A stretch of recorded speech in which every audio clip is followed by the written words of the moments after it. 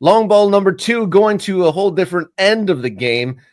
At the very top, would you call it the very top of the pyramid, the global game, and the Club World Cup wrapped up, and Chelsea got to wear the shirt saying "World Champions," which I don't know. That was a little jarring, though. The Club World Cup winners having World Champions on the back. I had know. to that gave me like a pang of anxiety when I saw that. But Chelsea won 3-0 surprisingly over PSG. I do want to talk about some of the extra stuff around. There's a lot of extra. There's a lot of extra stuff, and we're going to have Jack Grimsey on the show in a bit, and he's a content creator and a guy on the internet who can help us kind of break down some of the weirdness of the Club World Cup, I think, later on. But yeah, the World Champion 25 shirts that Chelsea were donning were quite a choice. I'll say that. But you look, they beat the pants off of PSG. They were better. They were better than PSG, and I didn't see that coming. Did you see that coming, Rob? Did you see PSG after what they had done? After how they had mauled everybody else except for Botafogo in this tournament? Did you see them getting trounced by the Conference League champions, Chelsea? I didn't. No, I didn't worry about that at all. We actually had an end of season event yesterday for Oakland County, and so I wasn't even worried about the overlap of it. I just assumed a PSG win, but that when I checked the score at the end of it, I was pretty surprised to see that. And watching the highlights, it looked like a routing. It almost looked like a mirror image of what PSG did to Real Madrid. Yeah. That it did feel like the roles were flipped there. I did one of those things. I'm like, all right, I had to run some errands yesterday. Sunday is, a day for errands and family stuff. And I knew I wanted to see at least the second half of this game. Like, I'm going to get home for the second half. Let me go on FOTMob and check my what? 3-0 Chelsea. What? And obviously Cole Palmer had himself a day. I do wonder about, what this means for Cole Palmer's star power outside of the Premier League and the Chelsea world. We'll see. But give Enzo Maresca and his team credit. Like they took apart PSG. They figured out where the spaces were. Obviously, Cole Palmer was on target with 2 of his shots, which both of those were world-class finishes. I mean, they were that level of quality. So you give Chelsea credit. They defended well. I mean, there were a bunch of moments when it looked like maybe PSG could have gotten back into that game. And one thing that has sort of dogged Chelsea all year long, even as they got their Champions League spot, even as they won the Champions League, is that Robert Sanchez was kind of a mess back there at times. And he was very good yesterday. He needed to be good, and he was very good. Donnarumma also supplying the highlight reel with quite a few outstanding saves. He got involved in the afters as well, which I'm sure we'll get to at some point. But going to the Cole Palmer, he got his shot back. He's kind of burst onto the scene the first half of the year. He has just like a very unique. The ball comes off his left foot, a little bit different than it does a lot of people. I don't know if it's just like kind of a. This may not be the technical term, but he's got a scoopy look to his shot where it kind of just kind of scoops around and just has the natural curve right off the boot. And it took him a couple shots to get warmed up, but then he hit 2 in a row from just about the same exact spot, drifting across the top of the box. And that went away that second half of the Premier League season. The scoopy shot's back, though, in full effect. And I'm curious to see if Chelsea can bring their world champion status and put that form into the Premier League. I'm very much looking forward to the column inches and debates that are going to be had now, especially in European environments, in English environments, over that whole world champion thing versus PSG's Champions League title, right? And like, who's the best team? No one's going to say Chelsea's the best team in the world. No matter what they did in this tournament, no one's going to say they're the best team in the world.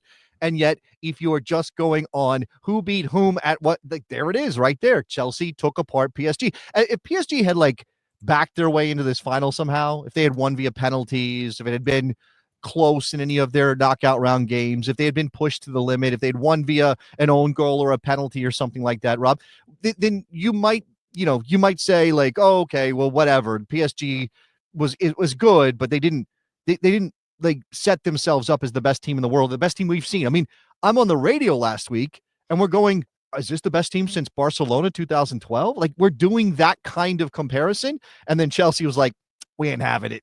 We're not having it at all. that's that. And I do want to address some of this other stuff in the chat. First of all, good morning to Parker. Shout out to one of our MK Ultras. This is going to come up. Nate saying Trump taking up 40% of the main stage and Cole Palmer's reaction as classic entertainment. I will say this: Johnny tried to move Yeah, the president. He yeah. How do tried. you, gave him the old finger wag. Come on over, and no. Yeah, yeah. He kept yelling. He kept kind of saying, "Donald, let's go, let's go." The man did not want to move.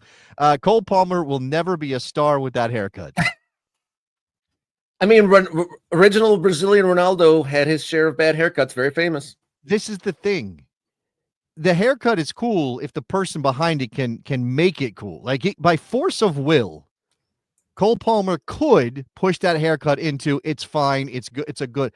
I just think Cole Palmer has other things about him that don't lend to, oh, he's going to force a way to make that haircut work. I think, I don't know. Maybe we'll talk about it a little bit later. I don't want to be too mean to Cole Palmer, who is a world-class footballer.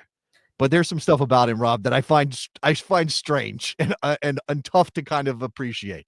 I think the way to classify him, Cole Palmer, is he's cut from his own cloth would be a way to describe him. But I did want to note that you're talking about how is England going to react to the world champion and all that stuff.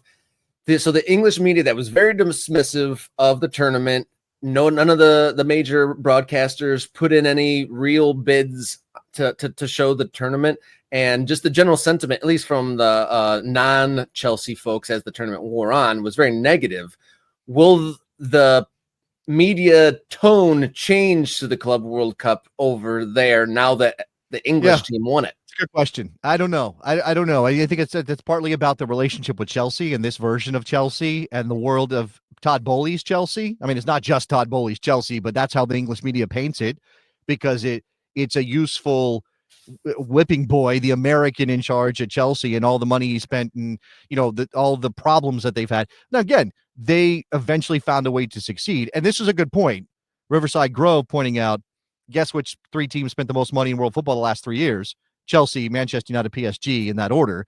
Obviously, Man United has not made it work for them, but PSG has won the UEFA Champions League, and now Chelsea has won the Club World Cup, and obviously earned their way back into the Champions League. And off of this, I imagine lots of people will be making them a favorite, or at least a contender to win a Premier League title this year. I mean, that's another leap, but they're going to be in that conversation. And so when you talk about, Chelsea and the money and the American and the dumb spending and the selling of the women's team to the club so they can make the books work and all that stuff, it's a very weird relationship, I think. And I don't know.